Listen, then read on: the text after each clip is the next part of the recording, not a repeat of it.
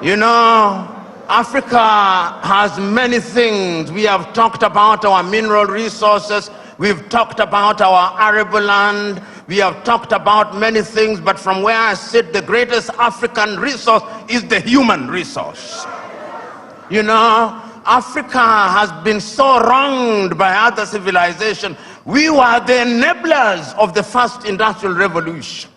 When our ancestors were taken to work in the farms in Europe, we enabled that revolution. Right now, we are enabling the fourth industrial revolution and the fifth industrial revolution. That is why they have talent visas, because they are taking our talent. If it is not nurses, it is our IT gurus. If it is not our IT gurus, it is our engineers. And we are gleefully letting them away. I see our heads of state saying, we have signed a contract to take our workers to Saudi Arabia, modern day slavery. And you know, just this morning, my wife sent me a proverb from Turkey that when you elect a clown and you think that he will be a king, what he does is to convert the kingdom into a circus. And I am suggesting to us that that is part of the African problem, because it starts with political hygiene. Most of Africa is suffering because we do not have democracies. We have kakistocracies. And kakistocracies are governments by our very worst. This is what we must deal with, and this is what we must say. Who do we elect into our public offices? Because, as I've said before, when you allow hyenas to take care of goats, why should you be surprised when the goats are eaten? This is the same. And Africa is only going to realize our potential in all areas when, by dint of choice, we enable and allow our best men and women to serve in different areas. I've heard it being said about Lee Kuan Yew in Singapore. I've heard it being suggested about Mahathir Mohamad in Malaysia. I've heard it being said about Japan. I've heard it being said about other countries. But there was a conscious decision on the part of those individuals and the followership. We always talk about leaders, but we never talk about the followers. The followers must also style up. Africans on average are for some reason attracted to thieves. Africans are for some reason attracted to men and women who cannot serve her. And when they are not served, then they complain. When Africans are told, choose you now whom we shall release, Jesus of Nazareth or Barabbas, they say, release Barabbas. And when Barabbas behaves like Barabbas, they say, why are you not behaving like Christ? It cannot be done. And this is what we must do. And I am submitting to us that it can be done and it should be done. I know a number of African countries, and I travel this continent sufficiently to know that there are African countries that are doing well. They are trying. There is no nation without trials and tribulation. We are fond of talking about the United States of America as an exemplar of that which is good and bad. When they said in 1776 that they held certain truths to be self-evident, that all men were born equal, that they were endowed by their Creator with certain unalienable right, that among those who are life, liberty, and the pursuit of happiness, were blacks included? No, they were not. Did they not fight a civil war? Yes, they did. Are they not frustrating people until 1963? Did George Floyd, was he not killed only recently? There is not a single nation without trials and tribulation. And we must therefore remind ourselves that we have the wherewithal to catapult Africa into a different orbit. And Nyerere of Tanzania once said, we must also define what development means. And he said, development does not mean necessarily the building of skyscrapers. There is nothing wrong with that. But let the Americans go to the moon, we are going to provide water to our villages.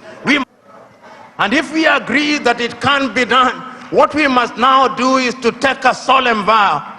And that solemn vow must come from these words spoken by Julius Kambarage Nyerere on the 6th day of March 1997 in Accra, Ghana, when he was called upon to be the guest on the 40th anniversary of Ghana's independence, this is what he said, and I say this, then I shut up and sit down. Mwalimu said, when Kwame Nkrumah told us in 1963 that we ought to unite, we agreed with him. And we did not for one moment believe that unity in and of itself will solve our problems. What we believe that unity will make our voices as Africans to be respected. Because the rest of the world is not bothered about our Ghanaianness or our Tanzanianness. He did not say this, but I'm adding, but our Nigerianness or Ugandanness. The rest of the world only knows about Africa. The time is now. Our generation fought the colonialists and brought what we thought was independence, but they gave us the crown without the jewels. But of all the sins that we have committed, there is a single sin that we must never commit: the sin of giving up, the sin of despair. And each one of us must remember that we have a role to play. We have a role to play because if the ocean is to exist, the droplets must be good. If the forest is to exist, the trees must be good. Play your part and let the results be the testimony of your efforts. God bless you.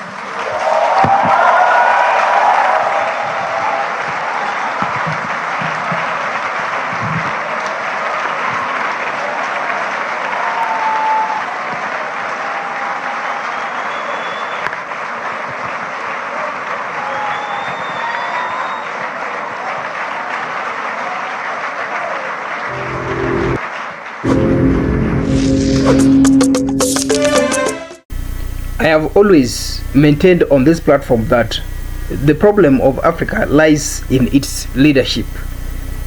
I have always opined on this platform during our main discussions that the leadership structure in Africa has failed the continent. We have a bunch of leaders who are not concerned about the interests of citizens. We have leaders concerned with fulfilling their own interests. And with these arguments, I want to categorically say that African countries are not under democracy. We claim to be under democracy. We claim to be democratic. Yet, Africa is under a form of government that our Pan-Africanist PLO Lumumba named as kakistocracy. Why am I saying that Africa belongs, or Africa is ruled with kakistocracy form of government? When you Google the meaning of the word kakistocracy, you will find that it is a form of government where a form of government by the least suitable or competent citizens of a state. A government that is composed of the least suitable or competent citizens of a state. And it is also known as a state or society governed by its least suitable or competent citizens. That is kakistocracy. When we establish the difference between kakistocracy and democracy, democracy is always simply defined as a government of the people, for the people, by the people. That means that it is a government that is mainly concerned, mainly ruled, mainly managed, administered by the citizens, by the majority. But when we come to kakistocracy, this is a form of government in which the least suitable, the least competent members of the society rule. That is the situation of Africa. That is the tragedy of Africa.